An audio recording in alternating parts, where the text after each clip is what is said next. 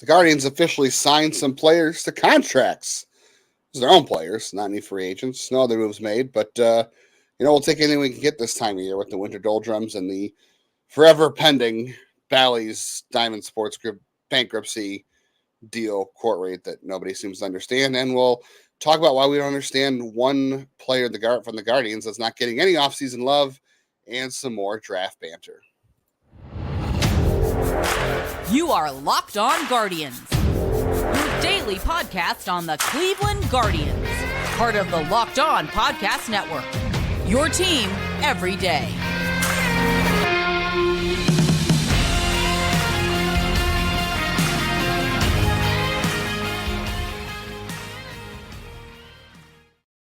Hello, everyone, and welcome to today's show. It's brought to you by Gametime, our good friends over there. Download the Gametime app, create an account, and use the code LOCKEDON for $20 off your first purchase.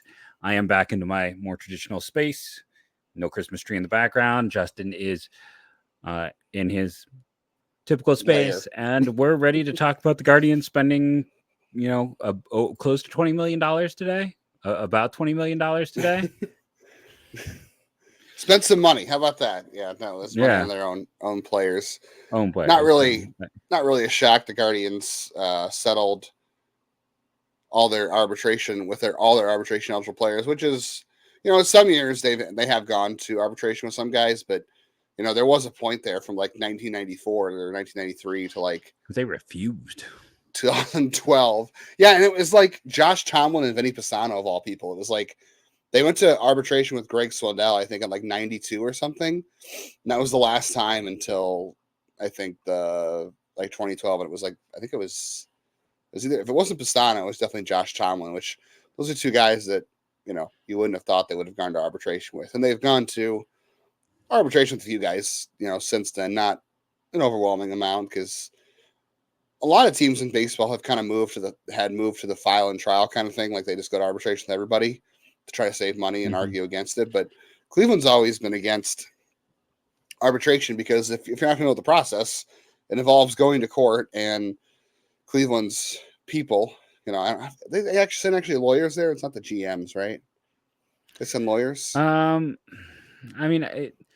not entirely sure how the process goes. I think there's a representative of the team. So while there might be lawyers, there's also people from the team there, because it's like a classic example. I don't get myself in trouble even mentioning his name, is like how mad Trevor Bauer got about the whole process. And we saw Corbin Burns last year. Like there has to be someone from the team there who is able to give why you don't deserve to get that money. Yeah.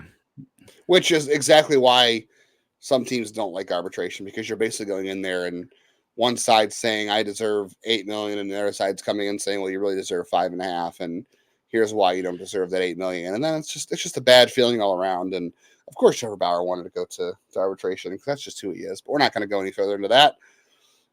So Cleveland typically tries to avoid it, and they did this year. So they avoided arbitration with all their eligible players this year. All the eligible guys were Shane Bieber, Scott Barlow, who they just got from San Diego, Josh Naylor, who also one time came from San Diego, James Karinchak, everyone's favorite reliever, Triston McKenzie, and then Nick Sandlin. Did I forget anybody else? That was it, right? That, I believe, is everyone, right? No. Well, technically they Sam Hentges. I should mention Sam Hentges, because I do want to make a special mention of him, actually. And they did settle with Ramon Laureano already. Oh, yeah, beforehand. Yeah, so Laureano, they gave more money to. He was projected at 4 something, and they gave him 5.5 or 5.15. Yeah, he got and then that's the thing. What we said, today's total numbers came in probably close to about $500,000 under projected. So then when you add in Laureano's, it's close to basically the projections for the whole thing. Most guys, right on. One of the things that you can count on it, MLB trade rumors, these, for anything anymore, is mostly these arbitration projections. They usually nail these pretty good. Bieber came in a little bit higher, which, kind of surprising that he came in a little bit higher. Yeah, than close to $1 million projected. Higher. Yeah, very close. And they gave him some bonuses too for Cy Young and and all-star appearances. So I don't know. I get the feeling like at this point he is coming back. There's no, the Yankees just signed Marcus Stroman. The Cubs signed Shota Imanja, and Blake Snell's still out there. We were looking at free agents earlier. I just don't see any home for Bieber and any deal that makes sense for them. But, if they do decide to trade him in July, out of that $13 million he's going to get, that basically puts him at like something around $5-ish million by July. That's other team will be on the hook for. Yeah, and I've always said that in some regards that helps their case, because if you're a team like the Dodgers, who maybe is afraid of money, cost, and there's going to be teams that are going to have to deal with injuries, and all of that's going to come back around. And right now, if you're looking, just like for me, when I was putting together like who's the best, Blake Snell. Nope, Blake Snell and Jordan Montgomery are very clearly the top two starters left. And then you've got that next tier of guys with guys like Clevenger and Ryu. And, I don't count Kershaw because we know there's two teams he might actually go to. Ranger. Yeah. Just look at the numbers though. Like Scott Barlow came in under, which is a little bit good too, because a little confusing when they traded for him how high his arbitration number is. Mm-hmm. And this just shows you, like, if you want to look at how arbitration works for relievers, especially, like, and just the system in general, because I had somebody arguing with me on Twitter today about arbitration, and I had to explain the whole process. Not that I'm an expert or anything, but this is just a basic how it works. The system is really still archaic. Like baseball's pay structure is very archaic, and it's set up to not pay the proper value for when guys are before 30 and after 30, especially relievers. Like when you're a reliever going to arbitration, if you don't have a lot of saves or holds or an absurd amount of strikeouts, like you're just not getting paid big money. If you're a 7th or 8th inning guy, or even a 6th inning guy going to arbitration, like Sam Hentges, you're just not getting big money. And so like Barlow last year, he had 13 saves, not a lot of saves, but this is his final year of arbitration. He's going to be a free agent at the end of the year. He does have some saves in the past too. So so that. He gets 6.7. He was projected at 7. So, they set a little below the projection amount. And then you have Sam Hentges over here, who actually was arguably Cleveland's second best reliever. You could even make a case from being Cleveland's best reliever last year. I know he had a shaky start to the year and he was hurt. Once he rebounded, though, he was fantastic. I mean, he hit a 174 FIP in the second half, and that was with like a 400 BABIP, which is insane to me that he was that good with a 400 BABIP. Which says to me next year he's going to be even better. And he was actually better last year than he was in 22. If you look at F4, he was 1.1 versus a solid 1, which is very hard to do. Again, a one-win season from a reliever is really hard to do when you don't save games. Like, it's impossible. So he had a great year. He's going to get 1.1 million. And I had some guy arguing that he should get a lot more. I said, well, he probably should get a lot more, but the way the system is set up is not to pay guys like Sam Hentges. But so I was like, Sam Hentges is a guy that Cleveland should consider the Trevor Stephan deal with pretty here soon, because I think he is Cleveland's most indispensable reliever, especially when you're paying Scott Barlow that kind of money. And then, James Karinchak, who is going to get to Super 2 status. He's at 1.9, which is exactly what he's projected for.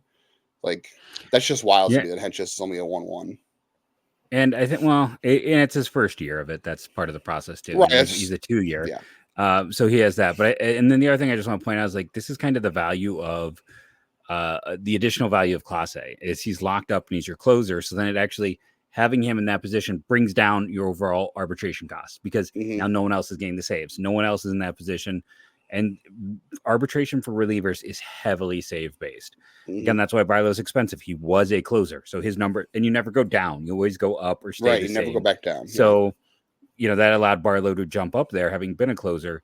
So Class A, on top of having a strong deal, having him locked in and your closer actually brings down the overall cost even more. It does, yeah. Naylor got slightly under his projection. I think he was. He was projected 700,000 under. Yeah, it was 7.2. He got 6.7, and next year will be his final year arbitration. He's a Super 2 guy. Triston McKenzie was projected 1.8, got 1.6. Initial reporting was Hentges and McKenzie got the same amount, but the reporting from someone was inaccurate by 500,000. So Hentges is at 1.1. No real surprises there though. Like that they settle with everybody, and the Bieber one's interesting, but yeah, Bieber getting almost $1 million over is kind of, and I think the most interesting ones in that regard are Bieber getting so much over and Naylor after his great year getting under. Yeah. I feel like a lot of people were wondering if they would sign Naylor to an extension based on this, and I said there's probably no way, just because he went under on that. Just kind of shows you the value. People think thought right the now. same Otherwise, thing he would hold out for more a year ago with Ahmed, just to play, when Ahmed signed under, we had that same debate pop up. Oh, maybe an extension's coming. That's why he took less. It doesn't mean anything. No, it does not. No, and that just shows. I think Naylor and his agent know where his market is right now, and the fact that he didn't hold out for more than that projection. Yeah. My only takeaway was just that Hentges is very undervalued, and we both talked before about how wrong we were about Sam Hentges. I was very wrong about what he was going to be in the majors, and now I think he is Cleveland's most valuable reliever, even more valuable than Emmanuel Clase in some ways. No, like I said, I think he's actually getting a decent amount for a guy in his first year, so he is on track to get. By the time he gets to year 6, like Barlow, if he keeps up this valuation, he'll be up over 10. So even if he never accrues saves, I mean, just starting in a 1-1, he may never accrue saves. I think he might get to like 7, and look at I think Barlow's only at 7 now with saves. Yes, but I think we're seeing some kind of evolution with that too, with a few relievers in the past years. Maybe not getting to quite the same heights as a closer, but we've seen some guys get some money who are not closers. Yeah, I think he deserves it. And again, I would definitely explore a Trevor Stephan-like extension for 100%. Sam Hentges. We want to explore why in the world Bo Naylor is getting left out of 2024 hype. And we're going to do a little bit more diving into the draft data from earlier in this week. And before we do that, we're going to talk to you about our good friends at Gametime. If you have listened to the show before, you know I do love the Gametime app. I have used it again recently, so my wife really wanted to go to the Travis and Jason Kelce brothers bobblehead game against the Celtics. She's a big Swiftie and loved the Kelce brothers before the whole Swift phenomenon took over. So I was able to find a really good deal for us to go to that game as a Christmas present on Gametime. I was able to check the price against other apps where I could buy it from. They had a great deal from where I couldn't find tickets anywhere else. To tell you the truth, it was a popular ticket item. And I was able to see where we could buy and where we were going to sit there. And I actually used it for some Christmas presents. I bought some basketball tickets for my friends and I over Christmas break as well. Was able to see exactly where we were sitting.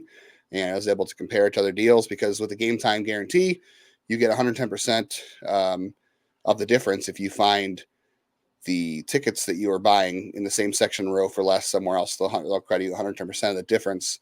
So that takes the guesswork out of buying tickets. Download the Gametime app, create an account. On top of all those benefits, you can also enter code LOCKED ON to get $20 off your first purchase. Terms apply, but create that account, redeem our code LOCKED ON for $20 off on top of all those other benefits I just told you about. Download the Gametime app today. Last minute tickets, lowest prices, guaranteed. All right, Jeff. One of our favorite prospects. I love that we get a lot of comments on YouTube saying, "Well, you guys are wrong about Bo Naylor. You were wrong about Bo Naylor," and I don't think the people who are making those comments were really listening to what we were saying. Our entire basis for about the Bo Naylor discussion last year going into the season was that they were going to leave him in AAA as long as they could to, get a little extra seasoning because there are still defensive things for him to work on. Let's be honest about that. But it was also there was some service time stuff going on there, but they wanted to do everything they could to make the Mike Zunino signing work. The longer he stayed down there was good for them because they wanted to make the Mike Zunino thing work. And I still think there's an argument to be made that Zunino and Naylor could have coexisted had Zunino worked out, but there was definitely reason to keep him in AAA for some seasoning in the first place. We saw how much he struggled when he got up here, sometimes with tracking and everything else. So yes, was it incentivized to keep him down for contracts? Absolutely. But I think sometimes there's overreaching with that, where people want to make that the whole reason it happened. And I do think there was legitimately developmental things to work on. And I think, if Zunino worked out, we probably would have seen Bo Naylor later in the year. I think, we saw at points, there's still things that he would struggle with occasionally. Not, like I remember that backhand he attempted to make. There's a real, half-8 attempt in AAA when he was still down there that kind of stood out. And it was a massive struggle until he caught fire and was arguably their best hitter over the last 2 to 3 months. But we never doubted him. We both had him as our top position player prospect. We both believed in him. People said, well, you're wrong about Bo Naylor. No, we both thought he was going to be a good player. Yeah, he just needed more. He needs some more developmental time. And he came up and he played very well in time. It took some time to get there. But yeah, most people had Valera that we were talking to. Everyone wanted Valera up. He was, our vote for both of us, Bo Naylor. And when we did the prospect draft, I took him with the first pick. So obviously, I don't hate the dude or think he isn't going to be good. Quite the contrary. But there's a lot of people who don't think he's worthy of any hype going into the year. Every year MLB Network does those, the top 10 right now, which they're basing that off of like 2023 and what they think is going to happen in 2024. So there's a lot of caveats with that, obviously. But like there's a bunch of people who make their own list, then MLB.com or MLB Network does their own composite list. And then Brian Kenny, who's an analyst there and a host, does his, shredder, which is all analytical. And I could be wrong, but I didn't see a single list that had Bo Naylor as a top 10 catcher going into next year. And to be honest with you, that's fine. Like I'm not saying he's necessarily a top 10 catcher going into next year. I think he's certainly within range. Like you could say there were also like, the just miss list too.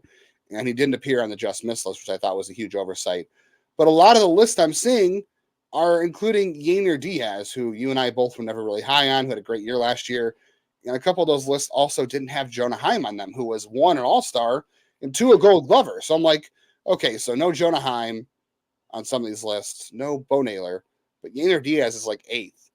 And I don't know, like I get Yainer Diaz had a great year. He had a good year last year, but there's just so much wrong with that profile. Like, I know we're going to sound biased because we're a Cleveland podcast, but I mean, if you're asking me who I'm taking for the next 10 years, I'm taking Bo Naylor over Yainer Diaz. Look at the difference in the profiles in terms of what's going to hold up. Now, this is where, you and I get in some trouble because this is a unicorn profile, Yainer Diaz, right? Like you and I are naturally biased against these guys who are aggressive, high swing rate types who don't walk, and they have to get by on making contact and running a high BABIP. And we prefer guys like Bo Naylor who walk, who have power, who hit the ball in the air more, who have some more what we think are sustainable traits. I don't know. I don't understand. Like Yainer's approach is it doesn't work. Like we've talked about this. It's the Oscar Gonzalez profile that you have Luis Robert, and that's it. Who does it consistently? Salvador Perez is the only other person who's really stuck to it. When we're wrong, like when someone like Benson and Jones perform, it's because there's also that walk component. They have that other way to elevate their profile. Yainer Diaz walked 2% of the time last year, 2.9. And that's consistent with his minor league data too. Yeah. And he's a bad defender. Like he is not. He's got a great arm. Bo Naylor's, he does, but it's not like Bo Naylor's necessarily going to win any awards, but Diaz is a bad defender. It's a profile that is typically not successful. And now I will say his BABIP wasn't bad. If you want to look for a positive thing where maybe there's a better chance of maintaining. But do we also think he's going to keep a 538 slug going? I don't. Not if you look at his ground ball rate. No, his ground ball, he hits more ground balls than fly balls, whereas Bo Naylor hit 50% fly balls last year. So I know Diaz had the 23 home runs and Bo Naylor only had 11. Bo Naylor played in, roughly half the games. One thing he's got going for him is we do know that the best thing you can do as a hitter is be pull heavy. And boy, is he pull heavy for Yainer. He is, but how sustainable can your power be when you're 43% ground ball rate? You're running a higher ground ball rate than fly ball rate. Yeah, I don't think it is sustainable. And you and I, feel that way. And to be fair to Diaz's defense, by the way, blocks above average, 90th percentile. So a good blocker, whereas Naylor was not a great blocker. That's where he struggles at. Naylor is a better framer and his pop time is a little more average. But if you're asking who the better athlete is, I'm also going to say Bo Naylor. I don't know. I mean, I'm not saying that I think that Naylor necessarily deserves to be considered a top 10 catcher going into next year, because I can name 10 catchers that are a more sure bet going into their sophomore season. Like, you have the Contreras brothers, you have Murphy, you have Adley Rutschman, you have Cal Raleigh, Will Smith, all those guys deserve to be on there. And then, Jonah Heim, who, like I said, didn't make some lists, he deserves to be on there. So I think like Bo Naylor deserves to be the conversation. But I think if you're going to, I think I saw every list include Yainer Diaz. If you're going to include Yainer Diaz, you have to include Bo Naylor. Like, I'm not going to argue and sit here and say like, well, it has to be Naylor over Diaz. But I'm saying if you're going to consider Diaz, there's Real Muto too, had a step back last year, really. But if you're going to consider Diaz, you need to consider Naylor. Again, come back and find me 10 years on the next social media app, wherever we're at, if we're living in the metaverse, wherever, and tell me who the better catcher is, because I'm still. We won't be living in the metaverse. You don't have to worry about that one. Well, I'm not just if you look at Elon's brain, whatever thing he has invented either. So yeah, I mean, if you just look on a very basic level too, like we talked about weighted runs created plus so much on this show, and how many? Maybe I didn't bring this down enough. How many plate appearances did Bo end up having last year? It was like 230, so it was pretty low. Okay, so it was pretty low. So I'm just gonna drop it down even lower than what I had it at, but we'll just take it down to like 200. But when you look at it is a low amount, and that is another thing to be fair, that like he probably overperformed based on where he was. But when I do that, Bo Naylor is 8th in baseball amongst catchers. Yainer, in fairness, is 6th. But do you know who was the most productive catchers last year? It was like Cal Raleigh, right? No, it was Ryan Jeffers and Mitch Garver. Ryan Yeah, Jeffers if you're and Mitch looking at Garver. WRC plus specifically, yeah. Well, I mean, Garver was essentially a DH most of the year. So yes, and then you had take him Sean off the Murphy, list. Wilson Contreras, Rushman, Wait, William Sean Contreras, Murphy's Will good? Smith. I thought we were told Sean Murphy wasn't good. I was told all last year it wasn't good. But yeah, it's like, and again, I'm just going to continue throwing this out there. Like, as much as people complain, in the top 30, none of those catchers had traded hands a year ago. None of those guys, like it just did not work out. Okay, I'm sorry. Gabriel Moreno was 15th, so one did, but like no Christian Vasquez, none of the other catchers we discussed. It is still a hard position. Salvador Perez, by the way, is 86 last year. So yeah, he and Yainer Diaz had the same amount of home runs with the same basically strikeout rate and same walk rate. Yeah, there's your range of outcomes for Yainer Diaz. Kyle Higgy was 26th best, which was ahead of Salvador Perez at 27. Mm-hmm. So, and he just got traded to be a backup. I mean, Shaylan Galier's at 25, Oakland continuing to build well, but we should take our break, come back, and we got at least one draft player I think we got to talk about. Someone you want to tune in. He fits so many Cleveland, what they look for, and his dad played for the Cleveland Indians in the minor leagues back in the 90s. So you're going to want to tune in to learn about this player. I talked about him a little bit Wednesday. So if you're every day or you heard this name before, and I'm glad to get Jeff on board.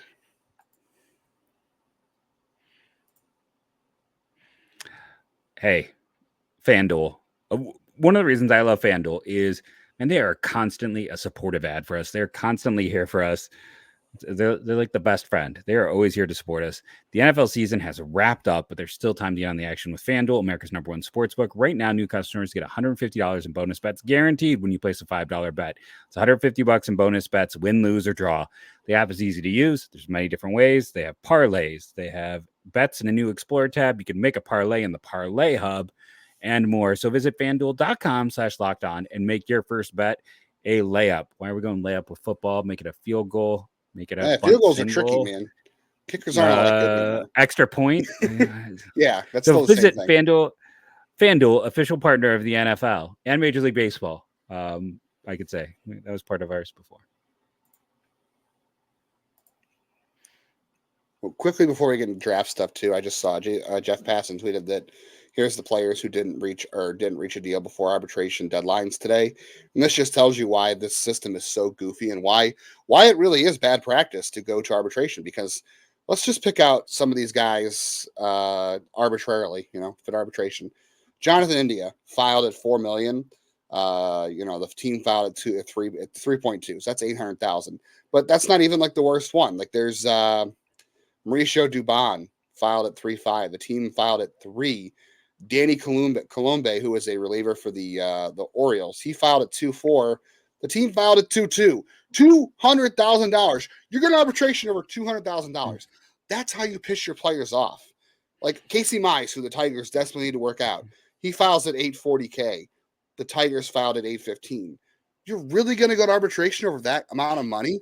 Like, this is why it's going to cost you more in the lawyer fees. There you go. This is why it's just a very goofy practice. Like, if you're million or 2 million apart, whatever. But when you're a couple 100,000 at least, apart, at least I think the minimum has to be a few 100,000. Like, at least I know some of those were there, but that's like the minimum you can consider. To me, that Tigers one just makes my head hurt. Like, why are you is $25,000? Yeah, is 25,000 worth endangering negative will, especially to Casey Mize, who you desperately need to work out. Jazz Chisholm of the Marlins, he filed at 2.9. The team filed at 2.6. 300K. Like, I just don't get it. I mean, the one thing I say is, like, I guess it all mounts up, right? So you just kind of look at it across the board. But again, I think I can't defend anyone under 100,000. Yeah, it's just very goofy. All right. If you listen on Wednesday to my solo episode, I talked about Baseball America's data plots for some hitters in this year's coming draft. And again, my takeaway was we're still making the case for Nick Kurtz. The contact rate was good. The chase first rate baseman, is I just can't good. I can't get you there. I can't join you just got to let history go, Jeff. You just got to let history go. No, because what is the best indicator of everything we talk about on this show, of health, of production, of everything, is what's happened in the past. So no, I can't let it go. College first basemen die on the vine in baseball. I mean, it is the worst investment. That's like going and putting all of your money in GameStop right now. This is. I can't hear you. I'm not listening to any arguments. No, especially when Travis Panzini has all the data he has to support him. I can't. Yeah, I'm 1B with Bazana. Like I won't be upset with Bazana, but yeah. I looked at these data plots in the Baseball America article, and I would tell anybody to go subscribe to Baseball America. I think they do great work. But Cole Mathis was a guy I kind of highlighted a little bit Wednesday, but you found a little bit more on Cole Mathis coming into today that we both thought this is a profile that we should keep an eye on for Cleveland. Yeah, so there's a lot of fun things. Two-way guy. Now, they haven't taken a ton of two-way guys, but, it is Logan Allen. It is Will Brennan. It is, why am I blanking? I mentioned a whole bunch before, and now I can't remember all of them. But it shows athleticism. And then there's also the slight upgrade a guy's going to get when he focuses on one thing. So you're looking at a player who is, probably going to focus on hitting. David Sharp. They don't have to, it's different things you can do. He's also not going to turn 21 until after the draft, end of July birthday, young for the class. And his dad, Sammy, let's see, did I close that tab? His dad, Sammy, was drafted in, I believe, 1995 by the Cleveland Indians at the time. People get so mad at me when I do the wrong name. People get very triggered, very, very fragile about name. He was taken by the Cleveland Indians in 1995, 47th round. He played in 95 and 96 and honestly did not have bad data those years. ERA of 4.36 and ERA of 4.01. But then after that, he pitched an independent ball. 97, he came from Southern Arkansas University, which is yet to produce a big leaguer. He was actually a 44th round pick the year before, so he went later in 95. But Cole is a legit prospect from College of Charleston. He was solid on the Cape. So you've got Cape data, you got bloodlines, you've got youth, you've got high contact rates. When you're looking at the overall picture of him as a hitter, he kind of fits everything perfectly. Where you wonder, could he be a second rounder? Would he last to the third round? But he does seem to, alarm bells going off in every conceivable way for what he profiles as. Not that they've drafted a lot of sons of players who have played for them, but it would be a fun story. Like he would get written about more than, well, not this year. They're picking first overall, so not the first pick, but in a normal draft year, there'd be more stories about him than the first round pick. think the big question for him is where is his home on the diamond, because he's really a first, third baseman. So, and he's a right guy. So like the value, you talk about college first baseman, go to die on the vine. If he's not a third baseman, a right profile at first base is very, very hard to overcome. Like that's a reason why Charlie Condon, to me, who is on this data plot too, with shaky chase rates, he's a right-handed hitting, right-handed throwing first baseman. So like that's a very, very unfortunate profile. So if Cole Mathis is not a third baseman, that's kind of the only thing. I don't know if he is or not. Throw this up for anyone who listened to my solo show. The dot that's over here by itself on the left, that's Hunter Hines. And in here in the kind of middle center is Gavin Cash. Andrew Patrick, I don't believe, is on there. But yeah, I think the reports I have on him were relatively positive that he is going to be a third baseman. I went to kind of see if I could dig up his analytical profile here. Z contact 88, Z chase 17.3, 107. His not the highest launch angle, but a plus arm, solid glove, all around package. So yeah, the places I see think that the hit tools better in power, but he has above average power. So potential from this was at 11.7 baseball. This is Mason, who now works for I don't know which baseball team, but had all the internal data that I wish I had. But yeah, so he basically saying plus hit, above average power, second round right there. Cole Mathis, third baseman, 36th overall, even. I think there's a chance you wait till what, 45. They're not even picking. They're going to pick less than 10 picks after that 36, aren't they? Yeah. Will he last there? That's a good question. This board had him at 31, so maybe not. Maybe he's tight. The guy. Maybe they jump in there. It's going to depend on performance this year. It's always watch some College of Charleston baseball this year. That's what you should do. That's what we're saying. Bailey Ober's home, right? Isn't that the? Oh God. Well, maybe you'll find a pitcher there too. You should also continue to watch Locked On Guardians next week. Jeff, we're going to talk about 2023 positional reviews. We still have outfield and relief pitching to go. Everyone's favorite from last year. And why? We have to do it. We are contractually obligated. And then we still have Let's Make a Deal with the AL and NL East. And even worse. And I think we still have the AL Central to go, and I think we have the AL West to go. So we still have we have 1, 2, 3, 4 episodes of Let's Make a Deal to go. But we're gonna have a lot of, as always, we will have so much fun, and you will have fun if you join us. Remember to rate and review, download daily. It helps. Be an everydayer. Jump in the comments. Thank you for being with us, and go Guardians, go.